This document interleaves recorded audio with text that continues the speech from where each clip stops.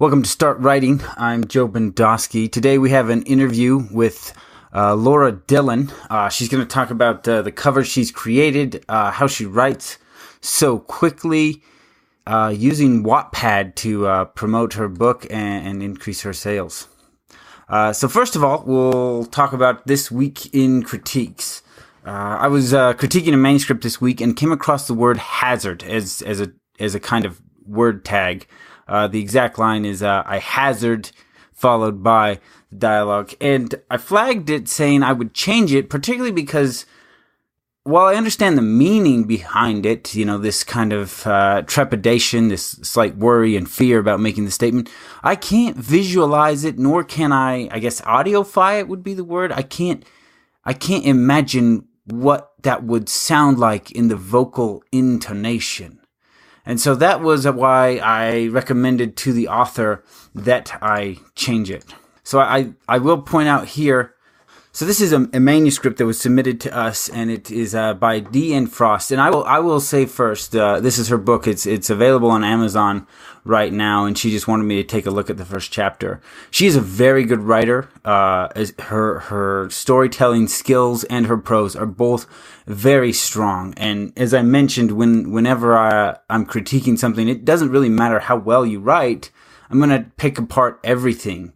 Because that's what a critique is for, and then the author, who gets to see the grand vision, gets to pick and choose which pieces they will think will improve the manuscript. And half the time, I may just point out something to be like, this is a personal preference, but this is how I feel about something.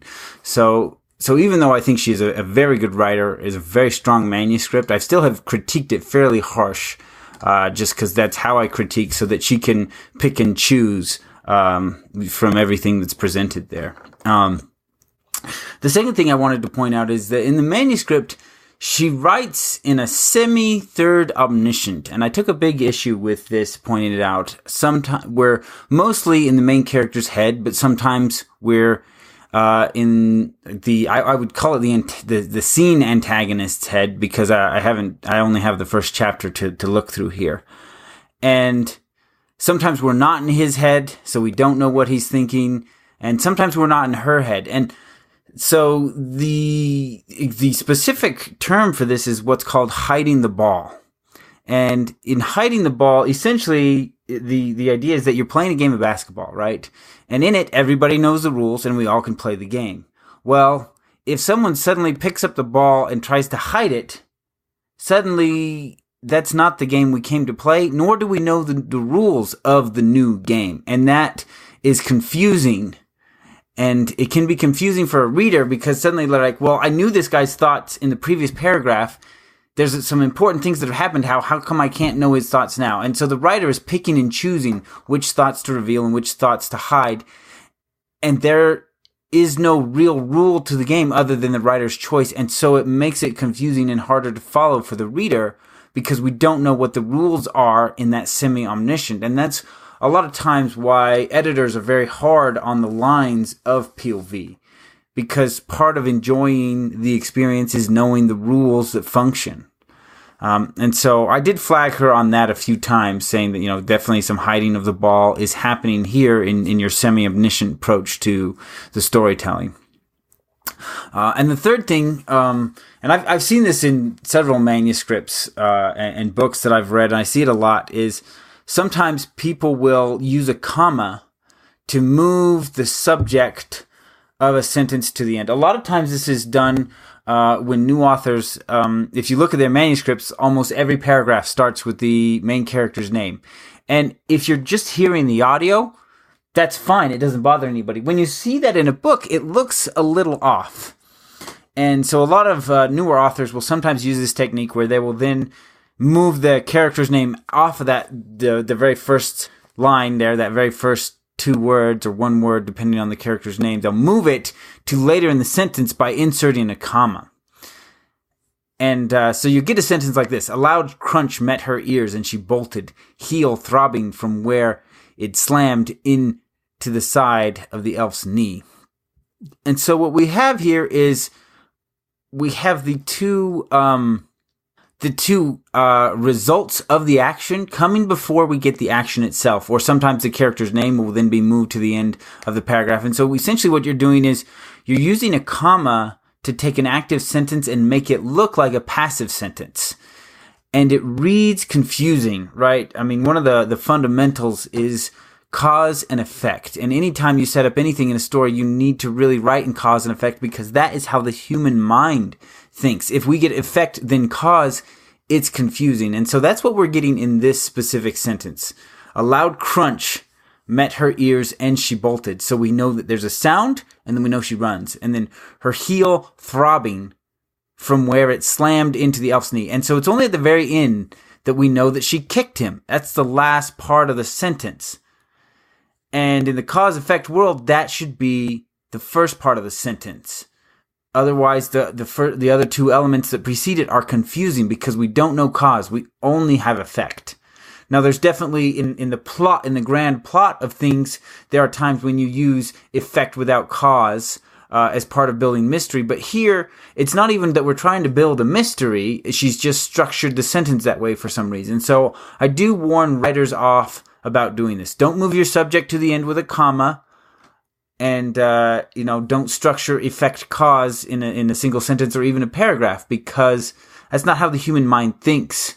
And it's confusing to read cause then effect. It's odd. So that's This Week in Critiques. Here is the interview with Alora Dillon.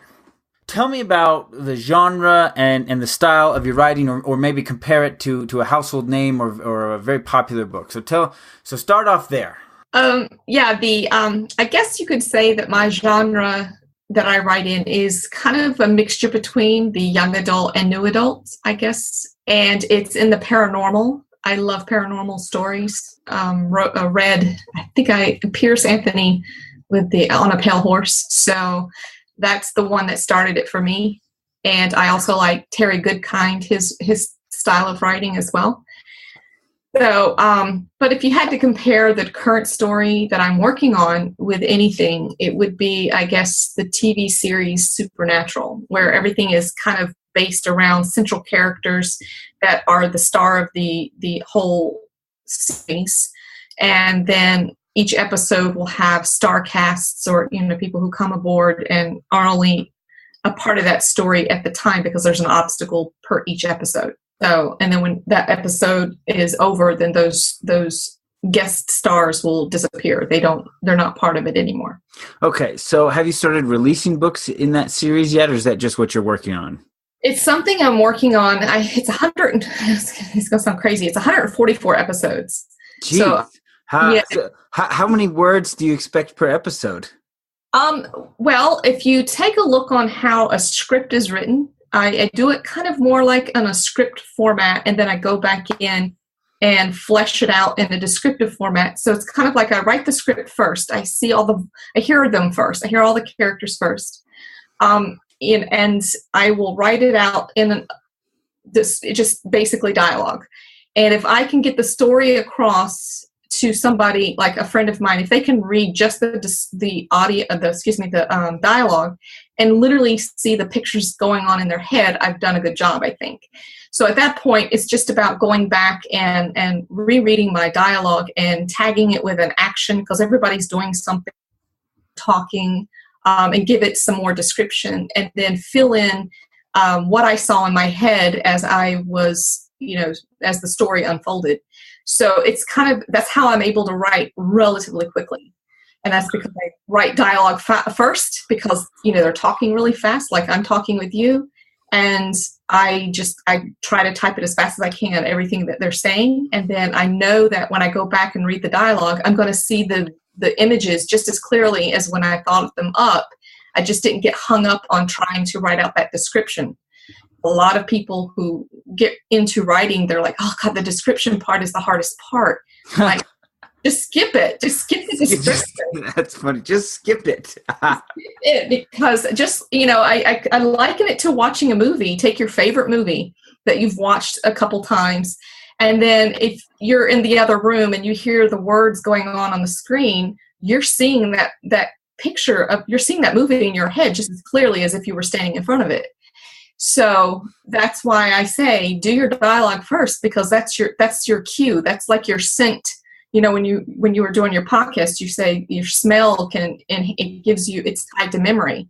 So is dialogue. Anytime you read your dialogue, it's tied to that visual picture in your head, and it's so much easier at that point to go ahead and, okay, I can breathe and walk my description a lot easier. Does that make sense? Yeah, that makes sense.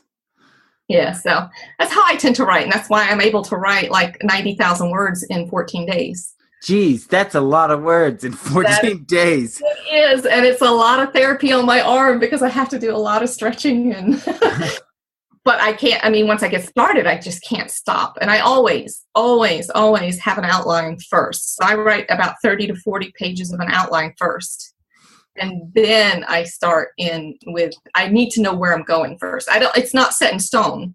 Outlining is like one of my number one things. I'm always saying, always know your ending first. The beginning can change 1,000 times, but you need to know where you're going. And when you know where you're going, then it's easier to, you can take multiple different paths to get there, but at least you know where you're going. Okay. And you don't write yourself into a corner. All right. So, you mentioned A Pale Horse, and then you also mentioned Terry Goodkind. Now he's more of a kind of hardcore fantasy writer. He is. I see. That's the part. That's another author I would be if I could. I would be a whole nother genre, a whole nother. So do you write fantasy at all? I have a lot, and I have so many stories I've written over the years. I guess, are you publishing in fantasy? Should be a better question. It is, unfortunately, it's such a difficult genre to really break into and get a foothold into.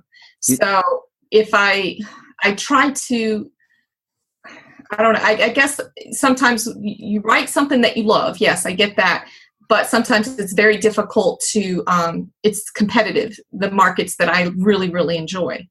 So I much rather stay in the genres that I know are completely saturated. They have a lot larger or broader spectrum of readers, such as young adult and new adult. Those, I mean, I have with my first book, which was Melody's Crush.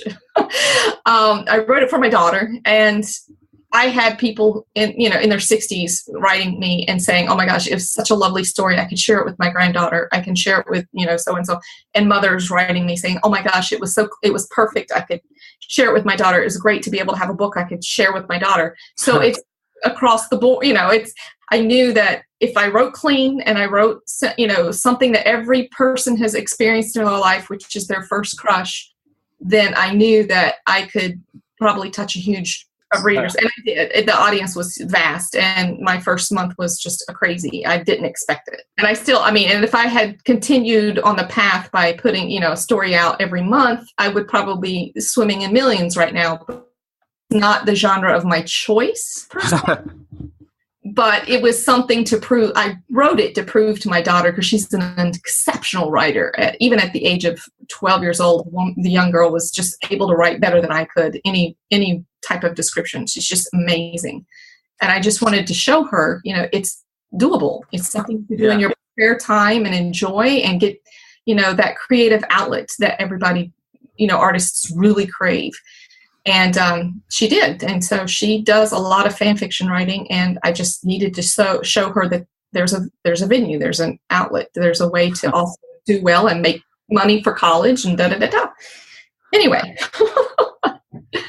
I could talk your ear off. Well, it's an interview. That's what we're here to do.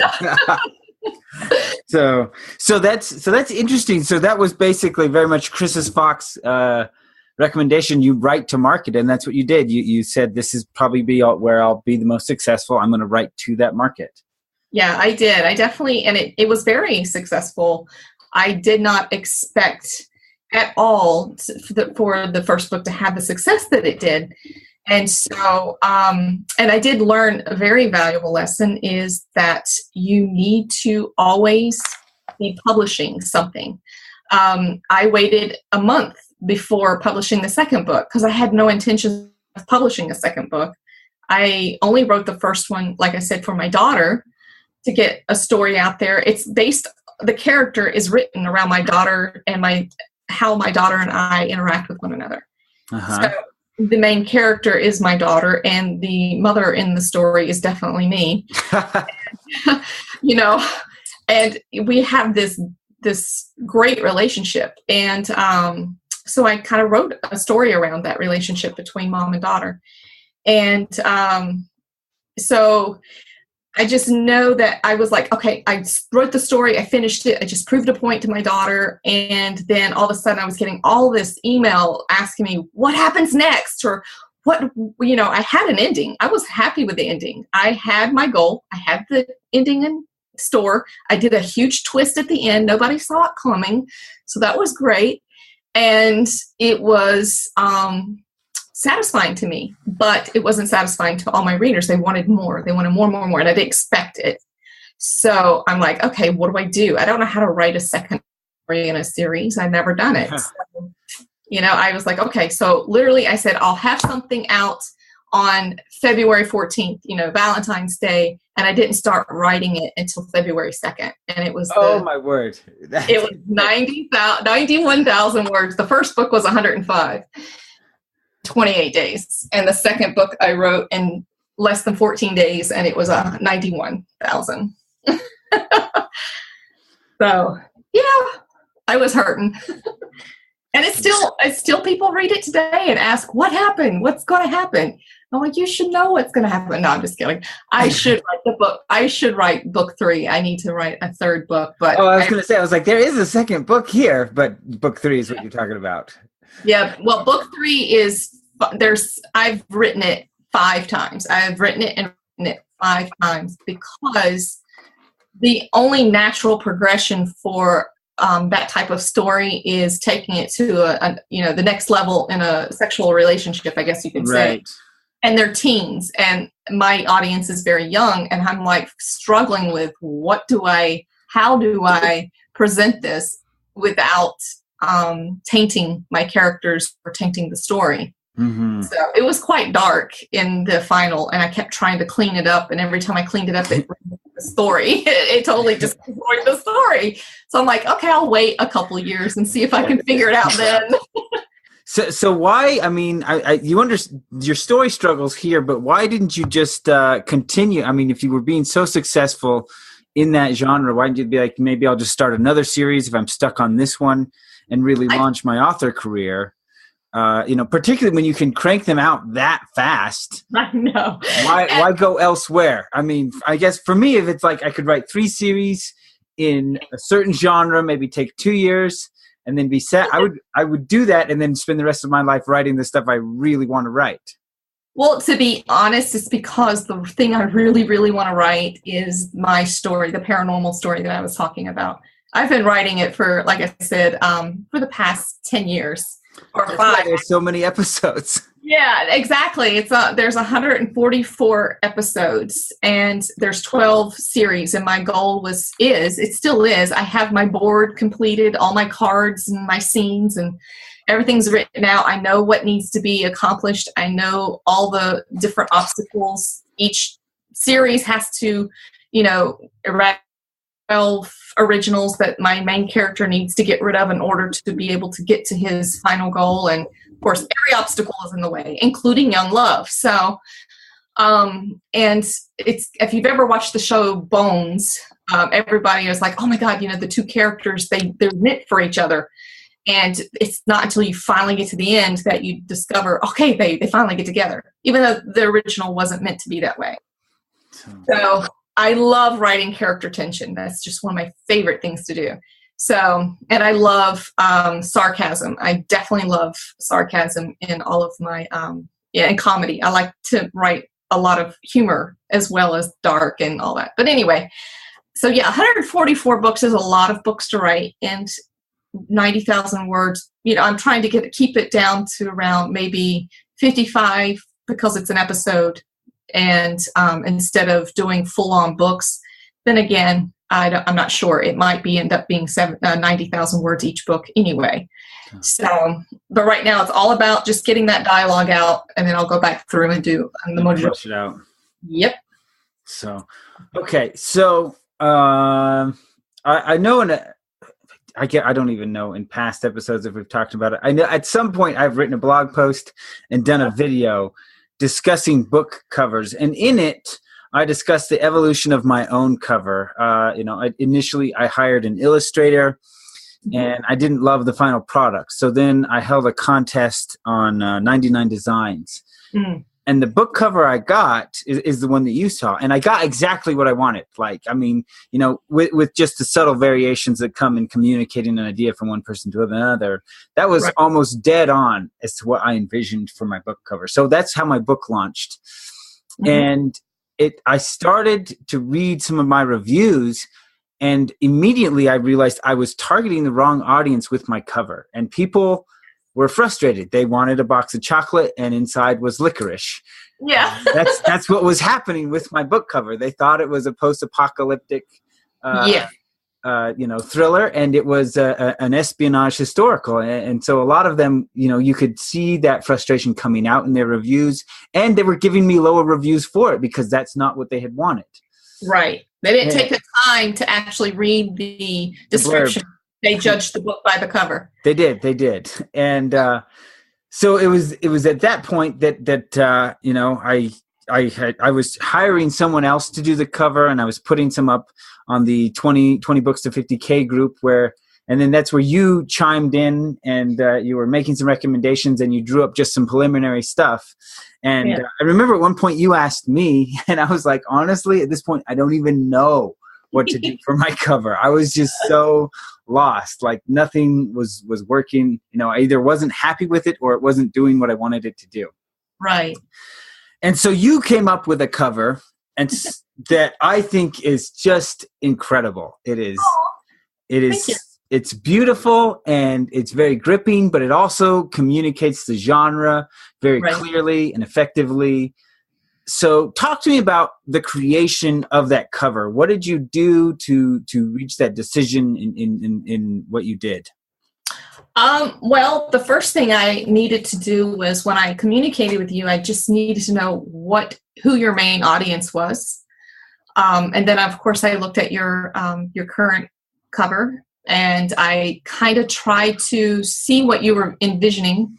I got it that you were I understood what you were going for because of your description of your book. But I think, like you said, it definitely read post-apocalyptic. So, and then I noticed that Dan Brown, I think, was one of the authors you had mentioned, or maybe one of the people in the comments had mentioned. And I needed to know what type of books, or if you as a reader, instead of an author, you as a reader, what draws you in? Mm-hmm. So what is it about certain covers, or who do you love so much, the book cover, what really can draw you in? And that's important to know, because at the end of the day, that's, you're a reader as well. And you are just like everyone else. You're going to be drawn in by what's going on in the cover, even in a thumbnail. You need to be able to see in a thumbnail action going on, or you can be able to portray the story in just a picture, a couple pictures actually that are layered. So that's what I did. I literally went in and I was like, okay, this is set in I think it was in the 80s, right? Yeah. Yep. So, and I was like, okay, well, 80s, back in that time frame, because I lived in that time frame, we didn't have cell phones. We were very much in the whole government, Big Brother's watching. And so I think that's what you would say. Or, we felt like it was the 80s, espionage. And, I don't write in that genre, but I remember it. So Russia. And so I thought trench coat definitely would be able to give the character a good feel, because he's secret agent or secretive, and and of course you don't want to see his face, so seeing his back would be something that would be cool. To a vault, I think that was one of the first ones, because all the secrets are in the vaults. And then I put the bullets down, and I was like, and then out of the blue, I just like, here, let me slap a bloody hand on here, because the scene, I was like, the very first scene is about or not the scene, but talking about an agent who has been murdered. So I'm like, well, there you go. There's always someone's hands are bloodied in the government. So I was like, okay, that's what we're going to portray. So I did a couple different covers for you. I didn't make them perfect. It was just, I was artboarding it. I was giving you options. So, okay. And now, so, I've seen mine cover, and it's very intricate, and there's a lot of layers and a lot going on in that cover.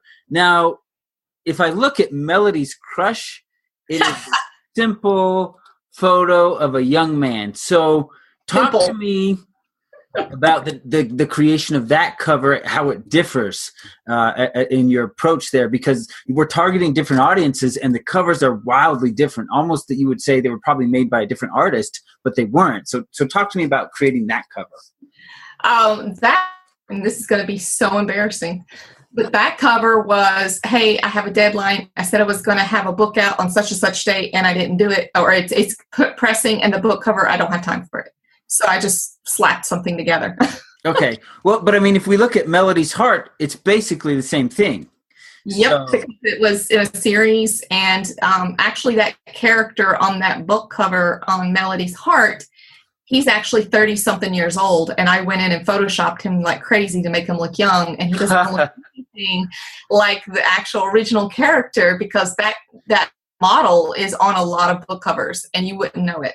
So that's make sure you don't use a model that's overused in stock photos on your cover. And then the first one, which is Melody's Crush, that particular model or that stock photo, that boy is actually advertising cupcakes or ice cream. And you can't see it because I removed it. So, and I know he would never be used in a stock photo for the type of genre I was in. So it was easy. But I mean, so let's talk about like what is it about the genre that made you go with something simpler? You mentioned the first one was kind of a rush job, but you stayed in the style for the second one. Because for teenagers, I just know that it's all about what is it about? It's about a boy. And so to me, it was pretty simple to go that direction. I didn't want to make it complicated. They're teens, and young adults, there's one thing I did do wrong, is the fact that not everybody's tastes are the same. So not everybody finds that model, their Jake, which I think it was Jake is the name in the story. I hope it's Jake, because I would be embarrassed otherwise. and then Kyle on the other book, is, I took a little more time on him, because at this point I knew him in this book. I knew what he was going to look like. I changed the color of the guy's eyes. I made the color of the hair was different. I mean, everything was different about this boy, because it was more like what my daughter envisioned for her character. But the first one, I was like, this guy looks fine. Let's just pop him on there. And it was a different cover in the beginning, actually. It was a different boy, but the cover just did not do for me what I expected it to do. And I wanted it simplified, just a picture of a boy, So I think on the website, I'm definitely going to put these two covers side by side, mine and Melody's Crush, just so people can see the drastic difference in approaching the two different genres with your covers. I've done a lot of different covers for friends. I have one called a friend of mine, Destiny Hawkins. She's a great writer. She does for same-sex or LGBT. And her first one, she has one called Angel's Blade. And she didn't like the way her cover looked. So for her birthday, I just sent her one. And she's like, oh my God. So, and it totally is different from what I did for you. It's, I do book covers for a friend of mine who's an erotica writer, and, keep it tongue in cheek, simple book, but it still gets the vision across. I do shifter story. I do paranormal covers. I always am trying to develop my craft. So I like to practice, and I like changing it up. I have one that really hit home on the master class. I took a master class with, have you ever heard of master class? Yes, I'm familiar with master class. Yeah. They advertise to me all the time. Oh, well, I did James Patterson's master class. And okay. So in there, you were supposed to upload one of your book covers. And one of them I did, it was just a woman standing there. I put a hole in her chest, well, kind of looked like a hole in her chest with blood coming down, and she looked like she was crying blood with an ice crown. And it was awesome. I loved it. And it got so many people contacting me saying, okay, what else can you do? So, it's sometimes you connect and sometimes, they're duds, So, but you have to keep playing. And that's what I do. That's why I did that for you. Because I really thought, well, okay, I've done this enough and I saw your struggle. I know your pain. And that's put those ideas out there for for someone. I thought you already hired someone to do your cover. Well, I hired a couple people. I just didn't, the second one, I can't say I was unhappy. I got what I wanted there. The problem was what I wanted was wrong. So right. I actually loved that cover, but if it were a post-apocalyptic story, I would definitely be on top of that. That would have drawn me in, definitely. Yeah. Like I said, it's a great cover. It just was wrong for my story. Yeah, for your genre, and you might need to go write a post-apocalyptic one because you don't want to waste that. Just to use the cover. Just to use that cover. I do that. I'll actually I do 3D renders, 3D characters as well, because that way I now have control of the way the character looks, how they pose, how they are interacting with things. So I do any type of, you tell me what you want in a character, what you want them to look like. And so, and now it's great. I could just go in and make any type of cover using whatever model I like. And I forgot where I was going with this story. Oh, and then I'll look at these models and I'll go, okay, that model story. I know that character. I can start building literally by looking at them, their expression or wherever they're at, and go, I can tell that story. I'll go on to stock photo sites. If you ever go to deposit photos, just start going through all of their pictures and find all these stock photos and go, oh, I can tell that person's story. And you click on it and you put it in a file and I go, I can tell that person. I have a story for that person. I have a story for that person. So I get all these ideas just by looking at people. So let's talk about writing craft. You said, I don't remember if I have this on the recording or not, but you've been in writing groups for 20 years and you've run them. And so let's talk about, what do you think is the strongest part of your writing, and how did you develop it, or how would you teach it to other writers? The strongest thing is acting. I mean, I think that creating I know that there's a lot of pantsters out there, Stephen King being the number one, but I think Martin's the number one pantster for me. His plots are so intricate. They're so intricate, and he pants them. It's crazy. Yeah. I know, right? Because then you're like, okay, obviously they live in a whole nother world. They do. They literally, every day when they get up and they go to work, they go into another world, and they just basically are the, what do you call it? The broadcasters for, or, the news people explaining what they see.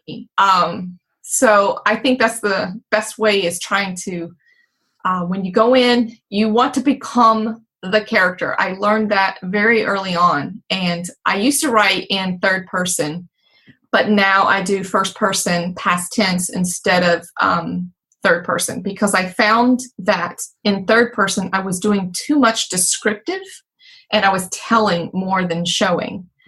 So and it's, when you're in first person, you have no choice but to show.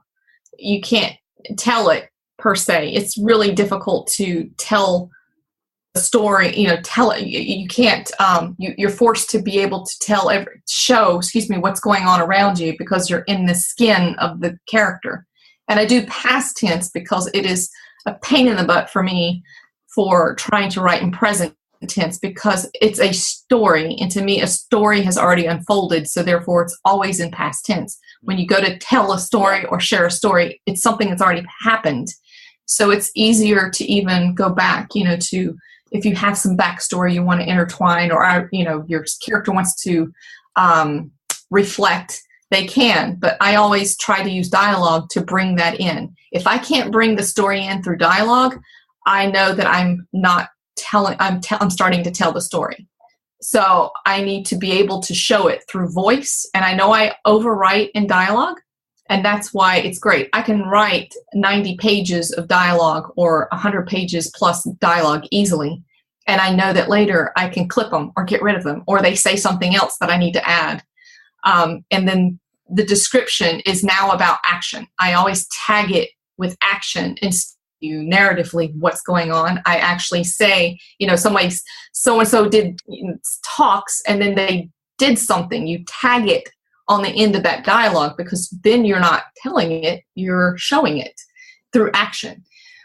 And that was the one thing that I think that I have developed over the years. Even Melody's Crush and Melody's Crush, if you read it, you don't want to, but if you read it, and I wrote down to read it. I wrote it down. I was like, she clearly knows what she's doing. She wrote to market. She had a big hit. I'm going to check it out. I may not finish it. It may not be for me, but I'm going to at least check it out.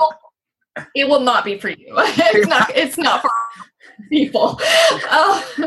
But I'll tell you what, it's the first book. I took a chance when I published it, and I edited it myself. I know that sounds horrible. And you should never edit your own work. And so, and it's clear because I go back now with fresh eyes and I go, oh my gosh, I used the wrong word. And I don't want to go back and re-edit because to me, it's too late. It's already out there. But yeah, so the first Crush, how people liked it, I don't know, because I did a lot of telling. Well, not telling. It was the inside the character's head.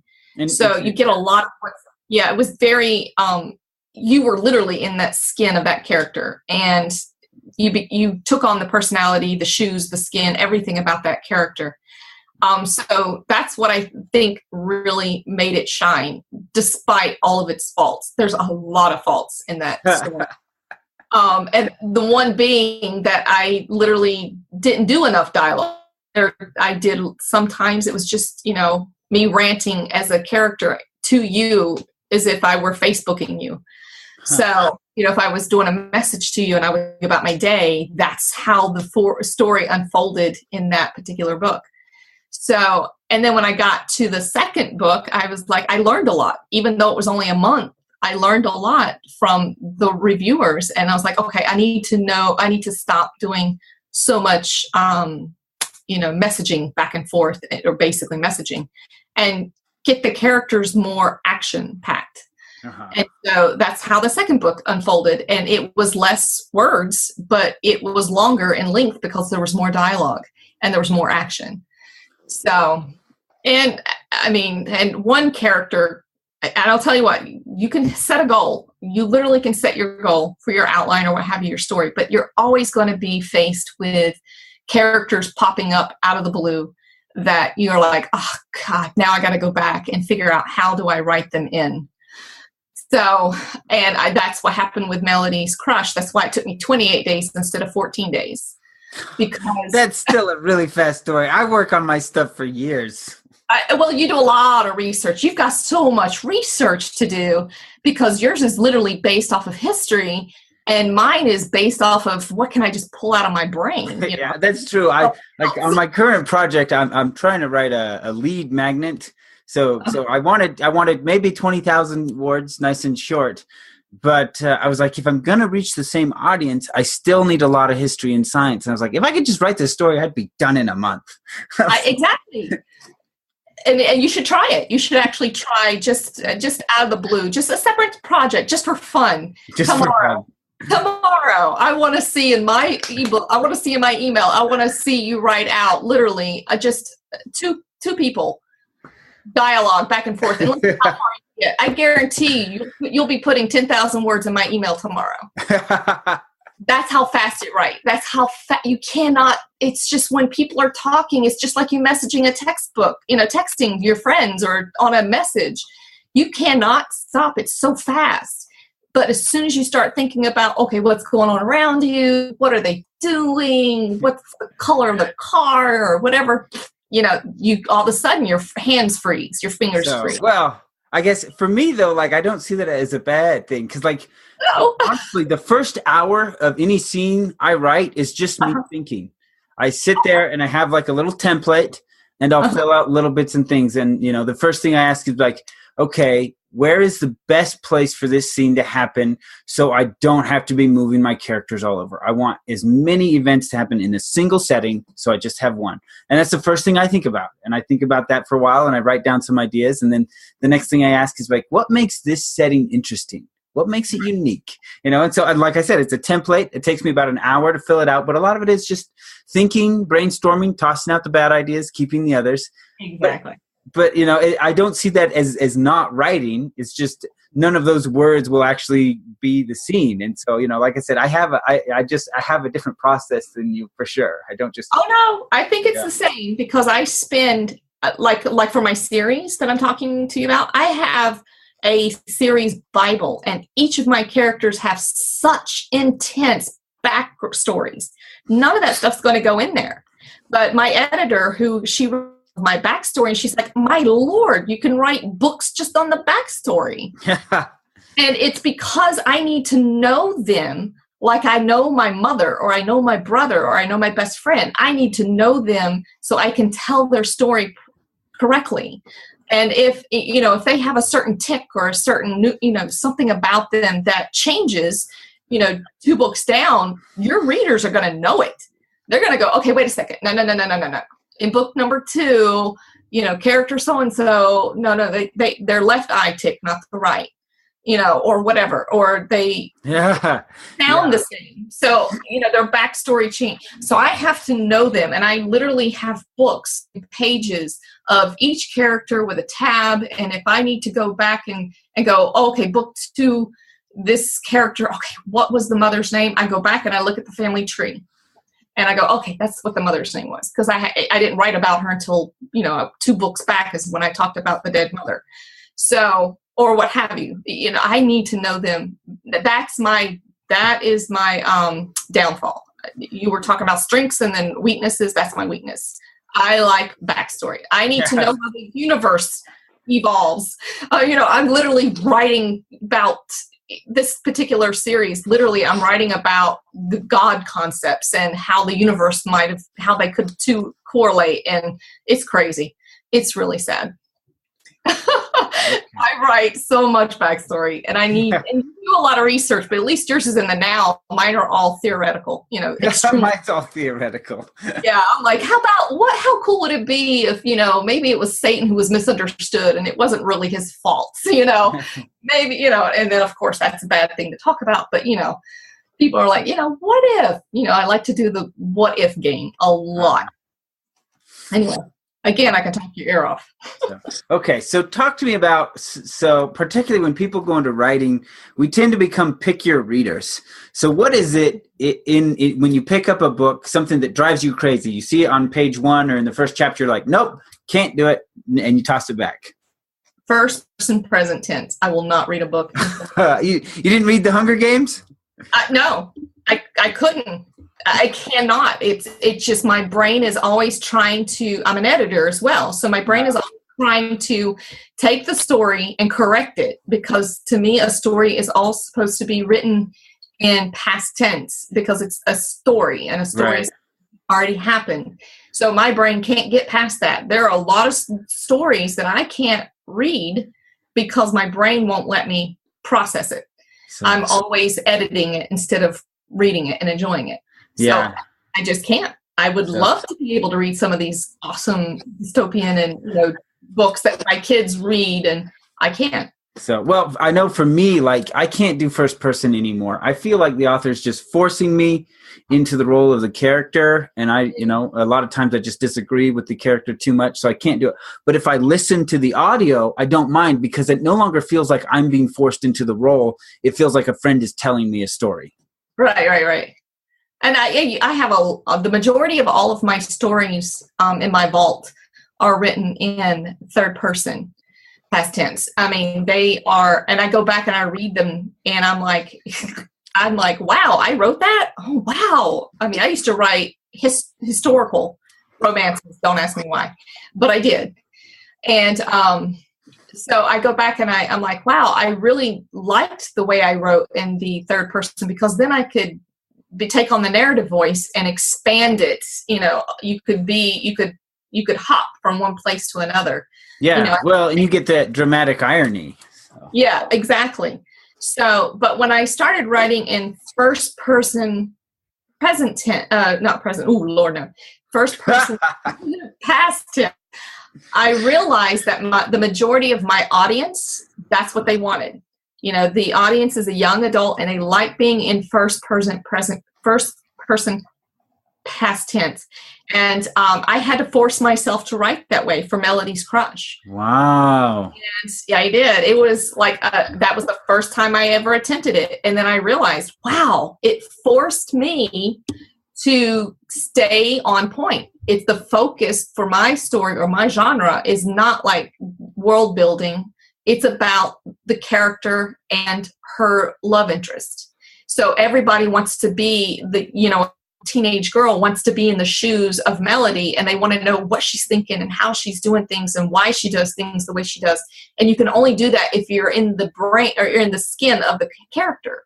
Whereas as a narrative point of view, if you're working in third person, you can take on multiple different points of view and satisfy a different audience, a different type of, especially when it comes to fantasy and world building. I love it. For me, anyway. Yeah. All right. So, okay. So can't handle the first present. No. And my editor, she's amazing. Her name's Charlotte Blow Stanley, and she's an independent editor. And she is like, okay, I got this author I'm working with, and would you be willing to like look at the first page? And I'm like, depends on what it is. She goes, no, it's not first person present tense. Then I can do it. But if it's anything other than, no. She gives me such a hard time. Okay. So talk to me about the publishing and the marketing that went into Melody's Crush. It looks like you published indie there because you just wanted to show your daughter that it could be done. Correct. And a great as well is Wattpad, Wattpad. So, I'm familiar, but I think it kind of depends on the audience you're targeting. Exactly. And well, I've seen every walk of life come through there. And the cool thing is that it's a place to introduce characters. And, you can even do backstories on there. And people get so caught up in the character that they have no choice but to go, okay, I want to go find out more, and then go to Amazon, because I link to Amazon. Oh, that is fascinating and a good idea. You could put the character journals on there. Yes, it's great. I have a friend of mine who does that for his blog. He took his stories and took the characters out of the story and then started giving them like daily journals and stuff, what the characters were doing. So that's I think it's pretty cool. But yeah, a lot of authors start off there because they're doing it as a more or less like fan fiction or, doing for fun hobby. And next thing you know, they find that they've got this following that is substantial, and they are like, okay, they'll follow you anywhere now. You've gotten this group that just loves you, and they love your characters. They don't love you, they love the characters. And so they'll follow those characters anywhere. And where we would like for them to follow us is to Amazon, to a page, somewhere where they'll click and buy. So, and I have to, I don't know if I'm allowed to, but I would love to bring up Belle, what is her name? Bella Forrest. Bella Forrest, Holy Toledo. That girl gets it. That author gets it. She knows how to work it when it comes to writing. She's a prolific, like Nora Roberts. She puts out, when she first started, she started like 3 years ago, I believe. And I watched her progress. And she put only a book out like once every 3 months, maybe 4 months. And it's hard to get traction on Amazon because you've got such people who love to gobble up stories, and they want your characters, and they want them just like they watch an episode on TV. Yeah, they want it next week, and you're like, I had that. Yeah. Fast. Writers do it. You've got writers who do it on shows all the time, but they are groups of people who get together, and you've got the final writer. But they normally do it 3-4 weeks out. So you've got a 3 or 4 week leeway. So I tell everybody who I talk to in my groups, I'm like, go ahead and get your first 3 stories ready, a series, even if it's just a 3-book series, whatever it is, get your 3 stories ready, get them with an editor, and start your next series.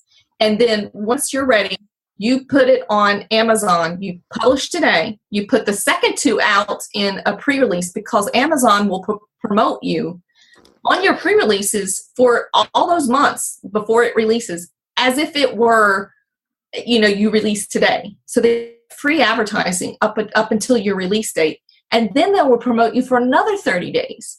So I noticed that my sales dropped only after the 30 days.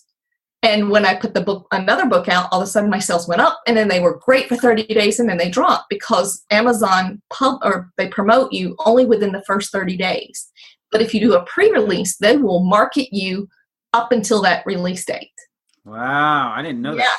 Yes. And so I'm like, oh, she's got it. She gets it. She's like, okay, I'm taking a genre, writing for the genre I know is doing well. At the time, Twilight was really popular. Twilight was popular, and then it's, the audience is like, okay, Twilight's over. I'm ready to have another type of story. And she came up with a very unique on a vampire story, young adult, whatever.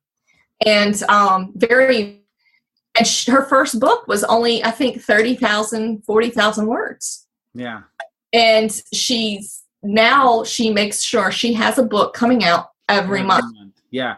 Yeah, I've a lot of people talk about Bella Forrest, because I think, and I don't know how accurate this guy's statistics were, but it was actually Brandon Sanderson talking about it, and he said she is the author who is making more money selling books than anyone else right now. Exactly. And I tell everybody, I'm like, oh, I wish I could, I'm like, dude, write.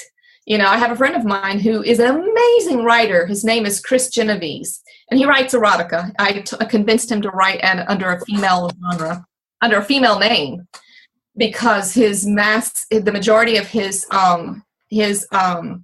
audience were men, and women don't tend to read eroticas or any type of romance from a male perspective. So I said, hey, give it a try. I gave him a challenge. I gave him a 10,000 word challenge. He met it. And he published it, and now he's got a huge following on Facebook. He talks to them every day. He gives these crazy, and he came out of the closet. He let everybody know he was a guy writing for the women, and they love him. And then he got flown to New Orleans, and got to do book signings, and it's just cool. He's like, he attributes that to a challenge. And I was like, you can't tell anybody I told you, because I'm a young adult writer, and you're an erotica writer. So, but he does. He tells everybody. He's like, yeah, I wouldn't have had this happen. He was a dark horror writer before. I met him on Write On through Amazon.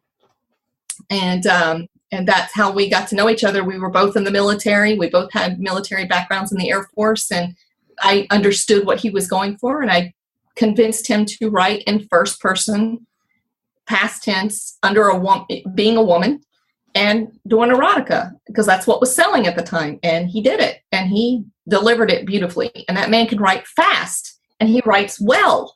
And I'm like, my gosh, you can do it. And he's just like, well, I was like, if you just follow that Bella Forrest mindset, I know he can do it. There are a lot of people out there who they can do it. They just need to put the butt in the chair and do it. Just like I can. I can do it. You can do it. Well, but I mean, I guess, there are different approaches to being an author. One is the entrepreneur mindset. Find a need and fill it, which is the entrepreneur approach. And then there's the artist approach, which is my approach, which is I want to write what I want to love, and then I'll figure out how to sell it when I'm done. Yeah. But isn't it so much easier that you write, you make enough money, and then you go writing whatever you want? Well, but I mean, it takes me years as is to write a book. I think if I went to just write a bunch really fast and then get back to what I love, I might never finish the projects I want to do. That's what happened to me, I guess. I was like, I've been working on this one for, like I said, 10 years, and I keep writing it. And one of these days they'll be published, maybe after I die. I don't know. But, it's like I just did it just to prove a point, and it worked. It proved it. proved a point to a lot of writers that I've been writing with in groups forever. And when they saw it, they were like, okay, yeah, it woke up in them, okay, I need to reconsider. If I want to make money at this, then right now I should write for the market. And then maybe, a year from now, after I've written a first series, then I actually write under my real name the stuff I want to write. Because that Alora Dillon is an author name. It's not my real name. So if I publish this next book, this series, it's going to be under my name because it's something I'm very passionate about and I have been working on so hard. I do so much research and so much backstory on this that I just know, to me, I think I see it as a show. I see it as a successful TV series as well because I write it that way. Mm-hmm. I want it to be able to, cross, it could go into TV if I wanted it to, or if it ever got picked up. But, a lot of theories or a lot of books like Martin, that was never meant to be a series. So, you've got to, for me, I feel like I want to go ahead and fulfill both. I can do both. I can write for possibly TV and also develop it so that it's book ready as well. Does that make sense? Yep, makes sense. If I'm writing the script first, might as well just pass it on to whoever needs it if it ever got picked up. So. Okay. All right. Well, before you give a shout out, is there anything else you want to talk about or recommendations you'd have for writers getting started? I guess the recommendation is read. I mean, read a lot. Obviously follow the trends if you're in that mindset. If you really are wanting to write to be successful as far as making money in this, then my suggestion is to make sure you follow the people who are already successful, such as like Bella Forrester or James Patterson or Nora Roberts. Nora Roberts, she writes 2-3 books a month, easy. Same with Bella Forrest, same with James Patterson. He actually, he outsources people to help him write his. So if you are not uncomfortable with doing that and getting your foot in the door and getting your name known, from that point forward, it snowballs. And then you can write under whatever name you want and under whatever genre you want. Look at J.K. Rowling. She tried it too. And she realized that her name that she wrote for a genre she didn't particularly care for. I mean, she loved the story. She's been writing it for years. But at the end of the day, she really wanted to write for adults. And when she tried to write as a different author under a different genre, it didn't translate. She was too loved to her storytelling in, the young adult was just fabulous. And it captured the world. And then when she tried to write for another audience, it didn't translate. It didn't do well. So sometimes you discover you actually are natural storyteller in other genres by just trying it. That's funny. All right. Well, tell people where they can find you and your work. Amazon. Amazon is the only place I put my book or my books in unlimited. So if you have the unlimited subscription or prescription or whatever subscription, then you can download it for free. And then I do have Melody's Crush on Wattpad as well. If you want to read it there, it's not the edited version. I don't think the first one was, the one on Amazon's not that edited either, but it's, it's the raw part of it. It's the raw book. And then for my cover design, you can just reach out to me in Messenger at Alora Dillon, and then on Facebook. And then I have, like I said, the Autumn Night page, but that's just where I will probably post some of my book covers. I may not go there. I'll just probably do it on Alora Dillon. Okay. It's a lot easier. So I do have one quick question. You mentioned that the version on Wattpad is not edited. Talk to me about just how raw that is, because you mentioned that, and for myself, I was thinking I'm working on a lead magnet. I could release the chapters as I finish them on Wattpad, and so I'm wondering how much editing, just as far as copy editing, should I put into that before I release it there? I didn't really do any. So you'll see the difference in Wattpad versus the one that's on Amazon, even though Amazon You remember have you ever done the and then? I learned that you don't say and then. I had over 300 some and thens in my Yeah, we had an episode where we talked about and then. And I discovered to myself, I was like, okay, that sounds I kept reading it myself and I was like, that's horrible. So I went back and I literally did a Control F on my Word document and found every and then combination, and I went back and changed it to while or during. Huh? Oh, I was going to change it to and or then, because you don't need both. Or you do it with, and then instead of and then, you do it in conjunction with while I was, and then that makes you do more action, or as as is as if this, and I changed it all to where it became a more active voice versus a and then telling voice. So I think on Wattpad, I think I finally corrected them all. Maybe, I'm not sure, but it's, it was just to introduce my characters, introduce the story, and I didn't want to spend a lot of editing time or going back through and fixing it all on there. It was just an opportunity to share the story of my characters. So Amazon was the where you could get the real deal. And then people would contact me through Wattpad going, okay, what happens next? And I'd give them a link to the second book and go here. Yeah. Now, Wattpad's nice. So. Okay. Well, thanks a ton. It was great talking to you. Thanks for listening to Start Writing. That was our interview with Alora Dillon. She is Autumn Night. She is doing the cover giveaway this month. So if you haven't signed up, go ahead for that. And I'm going to announce this now, and we're going to kind of change this in the future. So what we'll do in the future with the giveaways is we will automatically enter everyone on the email list. And then we will announce the winner. And if you email in, we will get you your prize. And we're probably going to be switching to just Amazon gift cards for a while. We've been trying these varied types of giveaways that were designed specifically for authors, but I found we're not getting as strong a response as I initially thought. So we'll be doing Amazon gift cards that we'll just send out to people.